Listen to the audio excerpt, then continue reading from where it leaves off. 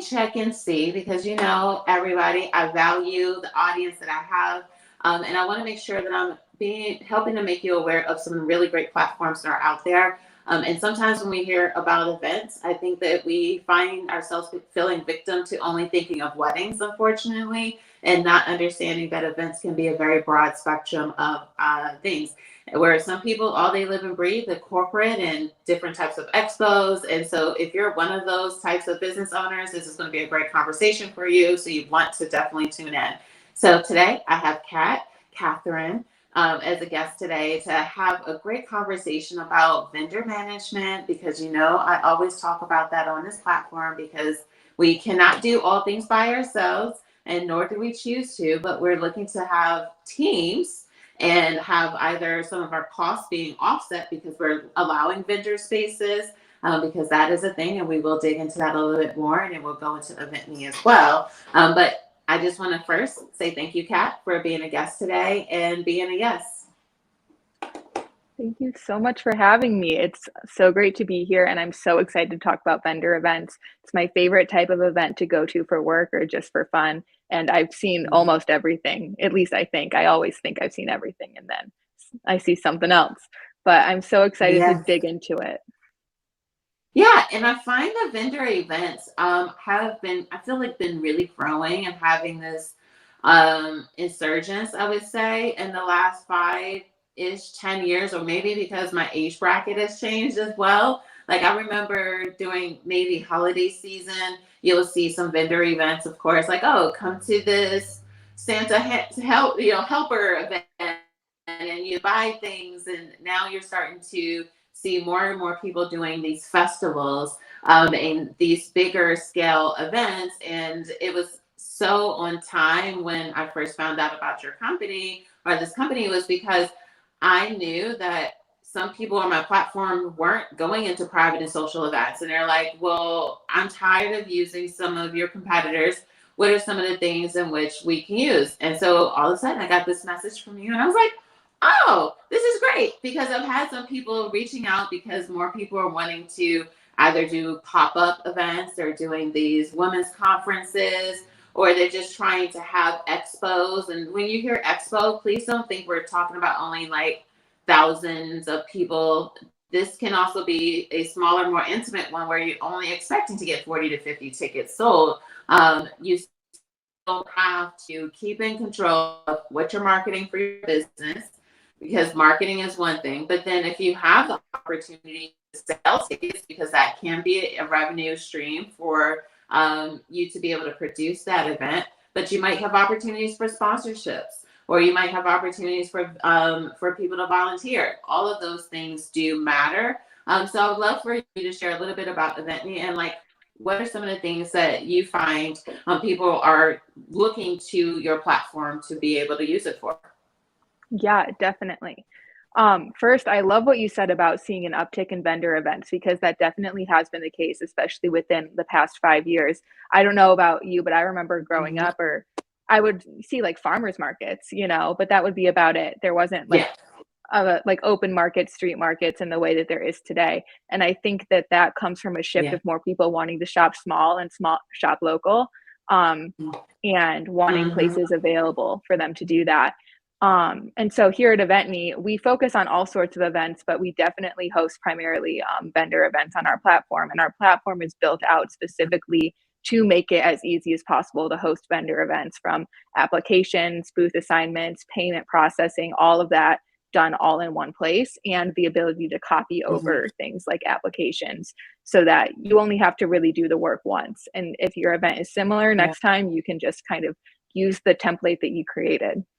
And we found that there was really a gap in the market for that kind of software, because like you said, a lot of softwares are focused on planning either weddings or like huge festivals. And there's not really someone in the market for, the person in between who's hosting like a community event or an open market on their block that still needs that technological support, because it is such a difficult job. Yeah. It is a difficult job, because what sometimes people, I feel like for individuals that are hosting some of these events, one thing that can be alarming for some vendors is when they feel as if just the communication that you're having with them is shaky, then they're like, I don't know if I really even want to invest in putting my money to potentially being a part of this. So by using a platform like Eventeny, I think that is helpful because one, if someone's giving you money, you want them to be able to actually know a little bit more, because on some of the competitors that are out there, it doesn't really give all of that information.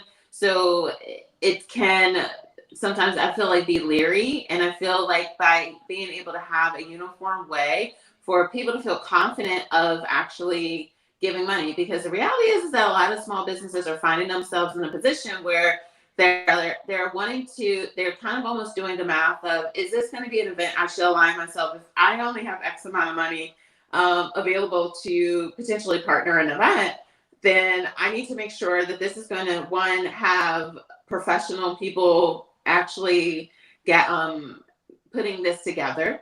Because if it's not, then they're like, I just put, even if it's a $70 or $100 table, they're like, I want to make not just that $100 back. I want to get a lot of money out of this opportunity, or just get the exposure and lead to more opportunities outside of it. Because what happened, I know from people I've worked with in the past, when they've either taken a chance or made the investment for a vendor table, they found themselves in a position where they were just like, no one came. I just felt like the person was just doing a money grab. And you don't want that to ever happen when you're hosting events. You want it to be that you have some of the same people sometimes coming to these events because it was such an amazing experience for them, and that they were able to win, because people don't feel like they're being used. So when you are going to be doing a vendor event, you do want to make sure that you're building up that trust and rapport so that people want to spend their money with you as a vendor.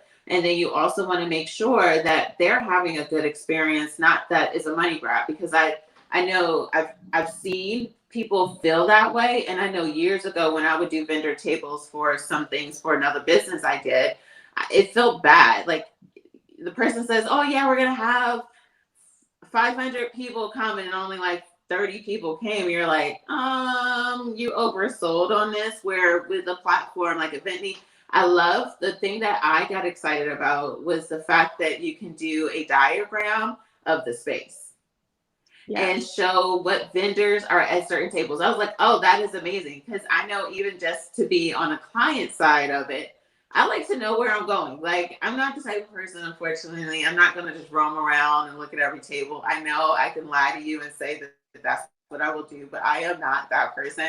I like to look, oh, this person's here. Oh, let me go see that. And if I just happen to walk past other people's tables and things like that, that is A-okay. But often it helps you to know from a client standpoint, a vendor, like an actual visitor standpoint, oh, this is where this person is. You can now look up and see what are some of the other vendors that are going to be there that are in that space. Do you find that that's also helpful when someone is hosting their event on your site? Oh yeah, 100%. And I also want to go back to what you said about vendors needing to see a return on investment when they invest in a certain event, because that is so important. And we tell that to a lot of our event organizers, especially if we have event organizers on the platform that are just starting up, which we have quite a few of those as well as more events that have been in the community for a lot longer. And it's so important because as an event organizer, obviously you want to see a return on investment on your event because that's your livelihood. And it's the same way for vendors. That's their livelihood and they need to see a return on their investment, the money that they're putting into your event. And that's the best way to get repeat vendors as well, because when you find a vendor that you really can build that trust with and really build that relationship with, they'll want to keep returning to your event. And the more vendors you have that want to keep coming back and can spread that positive word of mouth about the experience they had at your event, that's how you really can grow and scale. Because the more vendors that come and the more vendors that have a good experience, just the better word that's spread about your event throughout the community. And so I just really like that you touched on that. But back to the interactive map, we get so much positive feedback from our interactive map because of exactly what you said. I mean, it's 2024. People want to be able to go look online, see the event, see who's going to be there, and figure out like what their game plan is going to be, especially for those larger events that we host, like open markets or, you know, fandom conventions that have maybe 600 vendor booths. It's like nobody wants to walk around 600 booths to find, you know, the artist station or, you know, a specific person. So people really do like that. And it's also very helpful just for organization on the event organizer side, because not only is that interactive map something that your attendees can see, you can change that on the fly and it will immediately be updated on our site. But also if you embed it into your website, which you can do, it'll immediately update. So you don't have to worry about like going into Illustrator, going into your software, changing something, reprinting it, re-uploading it, like calling a designer. And all of that hassle is completely wiped away because you can do everything yourself. We built the platform thinking of the average person. You know, the event organizer is really just like an average person with a passion about one specific thing. And so what can I do? Can I like go code a map into my website? Can I, you know, make all these edits? No, I personally can't do that. So other people probably can't either or don't want to. And so that's what we think about when we try and, you know, add features or expand on the features that we already have. And I think that's really cool too, because what some people are able, like some of the vendors are able to do is as they're promoting, you know, because this is something too that's important, is that yes, you're doing your part to promote the events. And then also if people go to Eventy's website, they'll be able to see just like what some of their competitors are. You can go and see what's going on in their area. So you'll also potentially have the ability to have people that find your events through their website. And of course, if you are an event planner, you're promoting the event yourself or with the actual organizer that is in charge of everything that you may be working for. But you want it to be that even that vendor can say, hey, you can see us at this event, and then that they'll be able to say, I'll be at table blah, blah, blah, buy this. Like that to me is so helpful, because what happens a lot of times is that people are like, oh, I'm going to be there, but I don't know what table, just look for me. Like, and I like the fact that you can easily just go to the map. You can see, oh, I'm going to actually be by the stage, or I'm going to be by the food. Like it'll be able to help you with seeing all of those things. So when I think of vendor relationships, it's so important for it to be a win-win for both. Yes, you can give someone an opportunity. You can do all the things that you want to do and execute. And it's not for you to get the sales for them, because someone may not do well with that, and that's part of their responsibility. However, you want to make sure that you're giving the best opportunity you can for someone to be able to make money if they paid you money. And that way, too, what happens is that it helps with good word of mouth. Because believe me, when someone has a horrible experience because they paid to be a part of your vendor event, don't think that they're not sharing it with someone. Oh, they'll let everyone know. You don't want it to become that it bites you in the butt, that now people see your name that you're hosting these events and they're like, yeah, don't go to that. I paid to be a vendor. They didn't have that many, because that happens even in big cities. Because I know personally, when some of my clients came to me, they're like, yeah, I'm definitely not going to tell any of my friends to actually set up tables at this specific event. They don't want anyone to ever feel that. So that's why I think it's super important for you to use a platform that's going to allow people to have as much transparency as you can when it comes to that type of relationship. Yeah, definitely. Another thing that I wanted to touch on, you mentioned when you're giving somebody an opportunity to vend at your event, you want to give them, you know, the best shot that you can to really be successful at your event. And something that we see a lot of event organizers, especially ones who are just starting out, maybe disregard a little bit, is booth placements for their vendors. And that is really very, very important. Specifically, not putting vendors of the same kind of like item or food or anything together in the same space, not having competitors be like right smack dab next to each other. That's something that's really important to take into account. Or not having, you know, 6 coffee carts if your event is just in this little tiny park.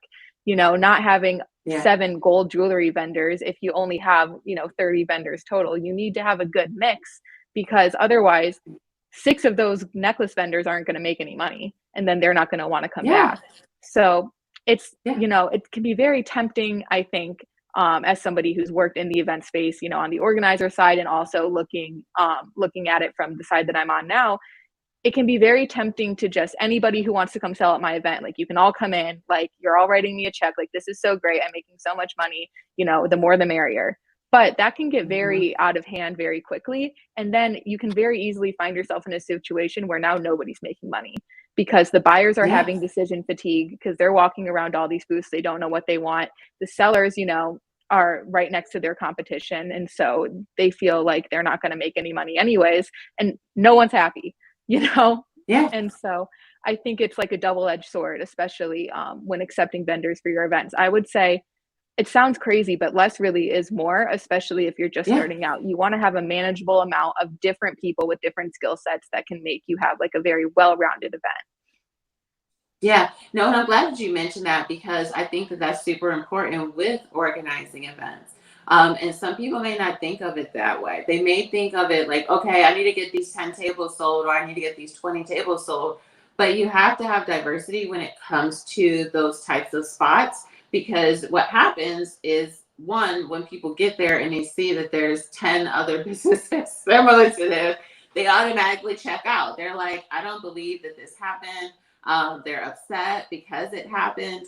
And it gives them this bad taste. But then also, too, from your attendee standpoint, they're like, why are there 10 different jewelry vendors? Unless it's a jewelry fest, Right. or something of that nature, it makes a ton of sense. But you don't want it to be that you have a lot of competition or overlap. So when you are organizing your events, when it comes to vendor relationships, is that you want to be able to make sure that you're taking the effort and making the effort so that you're attracting different types of vendors. And by having a uniform place for people to sign up to be potential vendors on a platform like Eventny, like that is a awesome transition for people because they'll be like, oh, thanks for reaching out. I see about this opportunity. You can think of different ways you want to actually market that vendor opportunity. I feel that that is a part of your strategy when it comes to organizing events.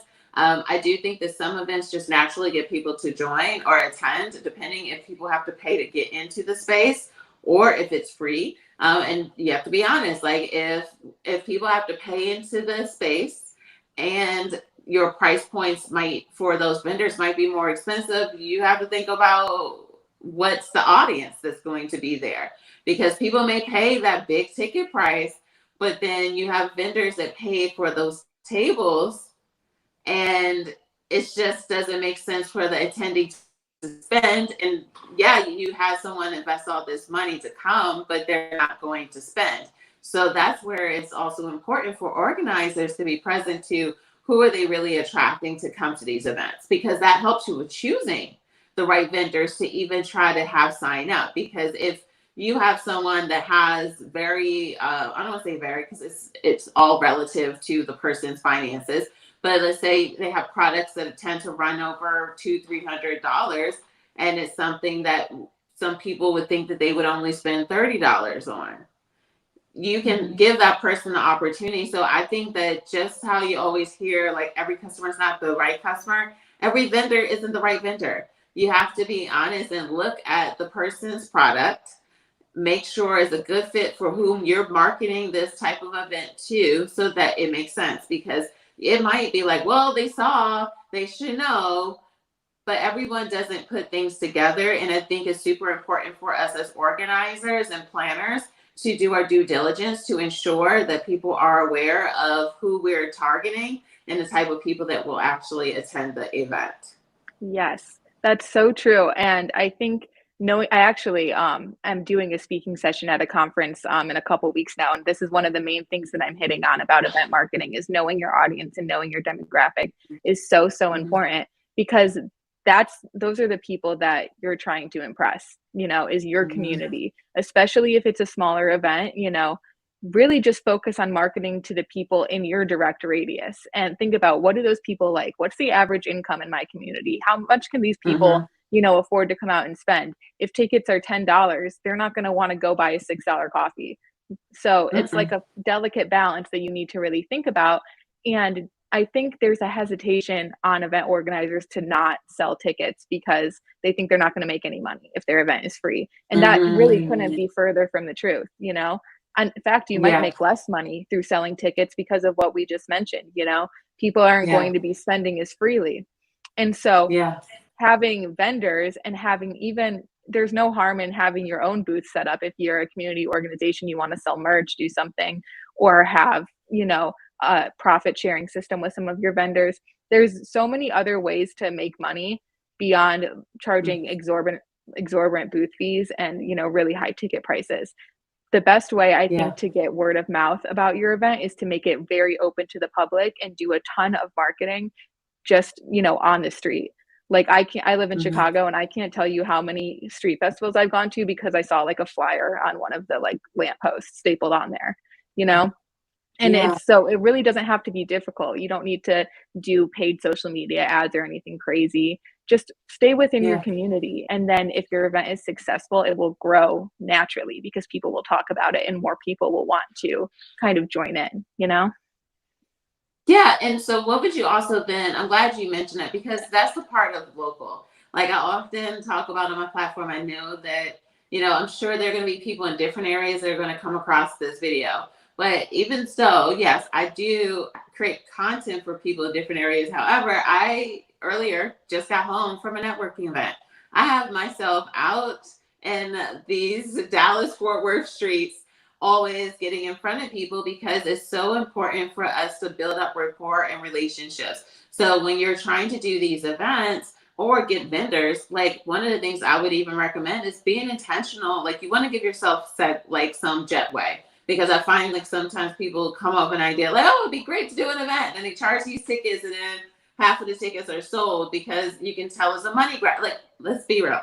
In this day and age, people can tell when things are money grabs.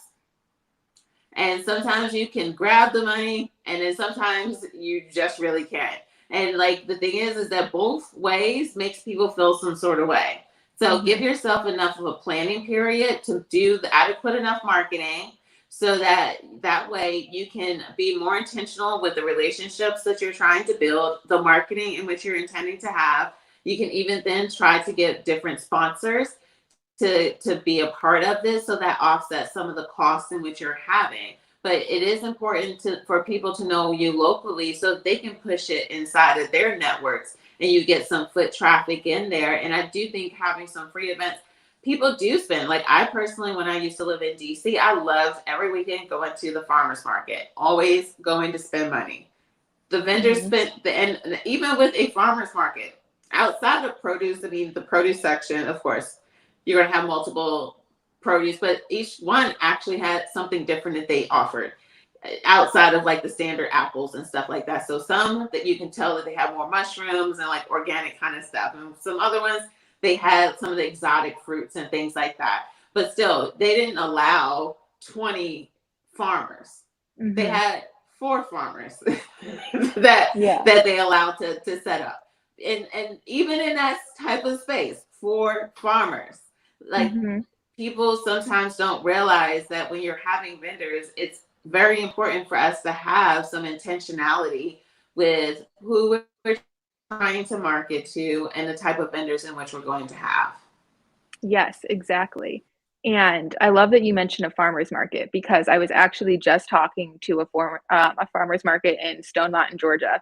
And Mhm. you've probably noticed the trend where at farmers markets now we're getting a little bit more into like the lotion space, like goat milk soap, stuff like that, skincare. Yes. And that's a great way to differentiate your farmers market. And people really like that. I love buying natural products when I go to a farmers market.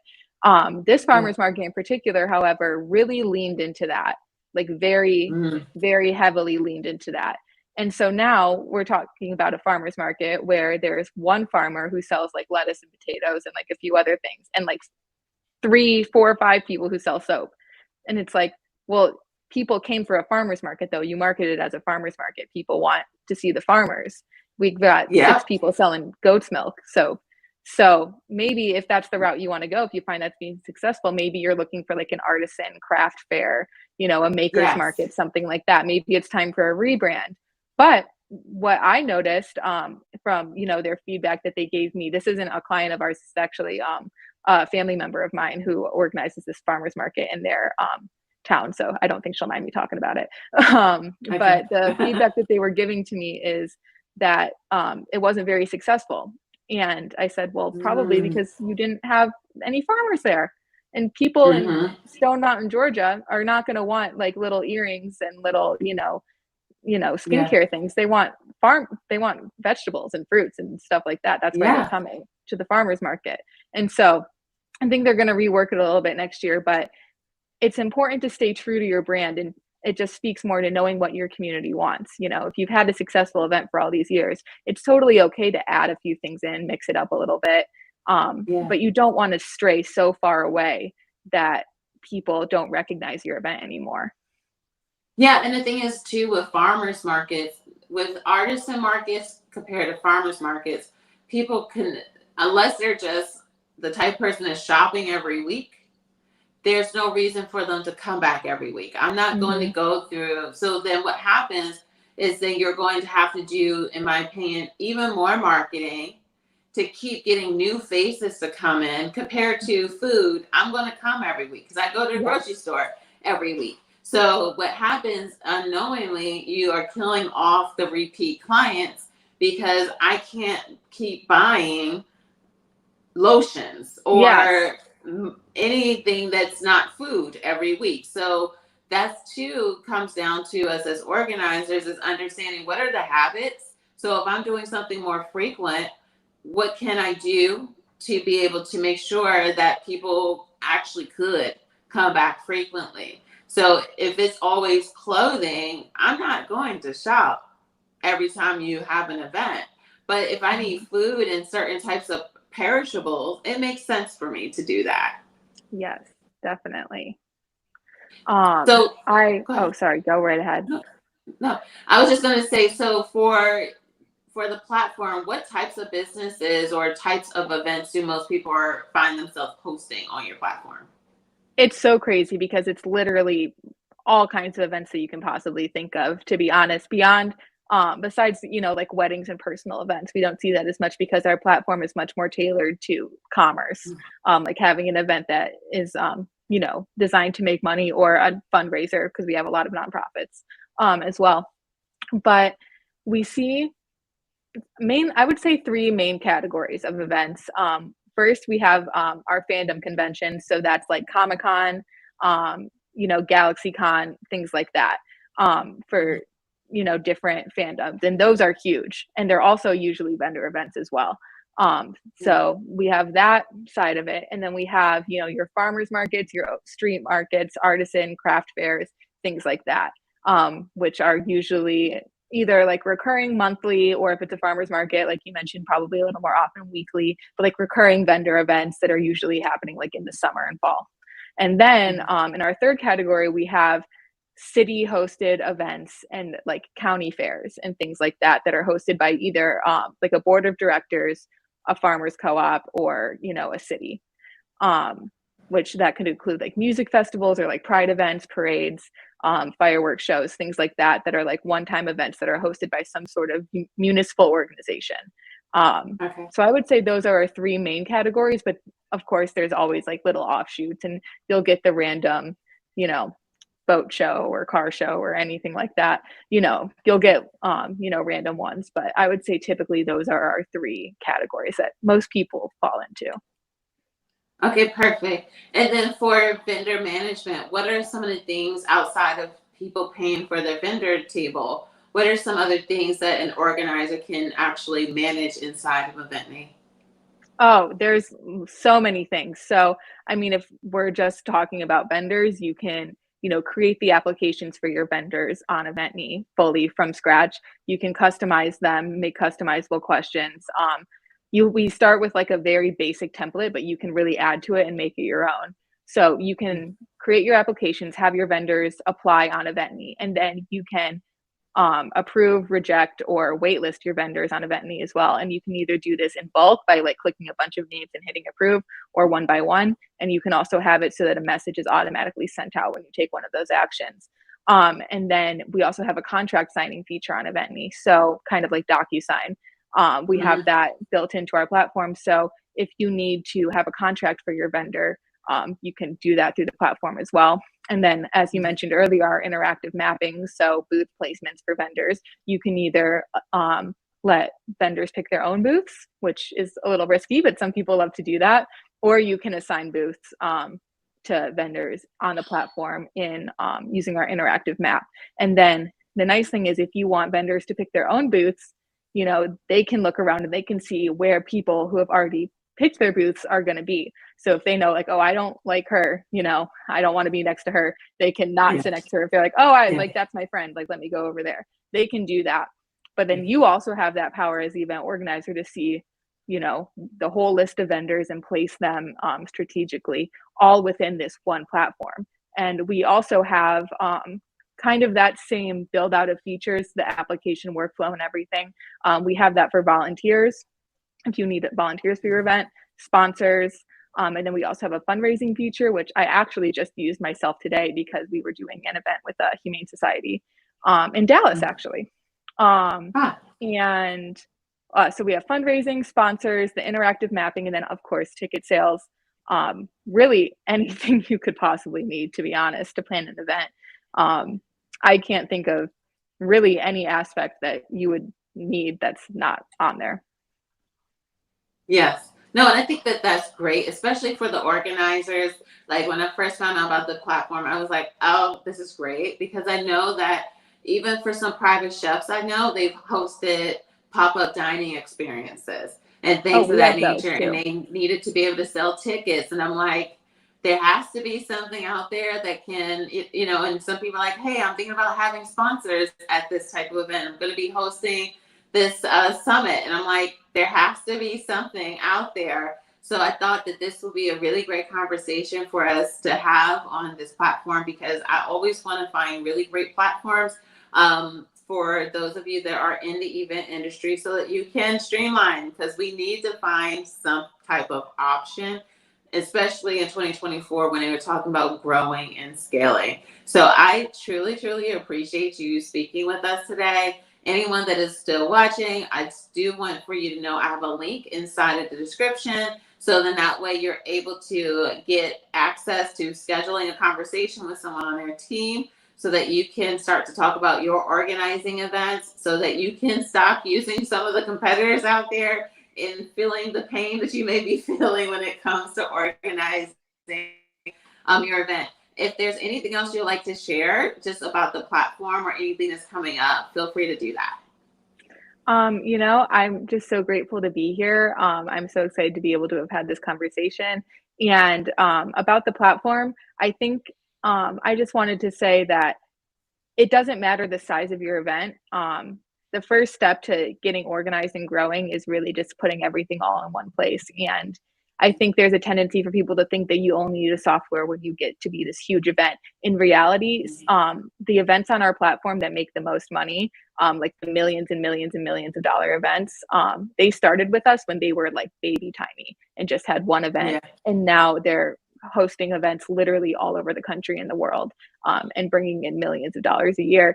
But they started small, and they started with us, and we were able to collaborate with them and help them see that growth. So thank you so much for having me.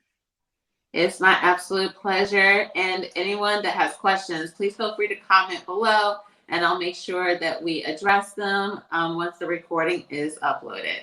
All right, y'all, as always, make sure to subscribe and comment below because this content is all for you. And thank you again.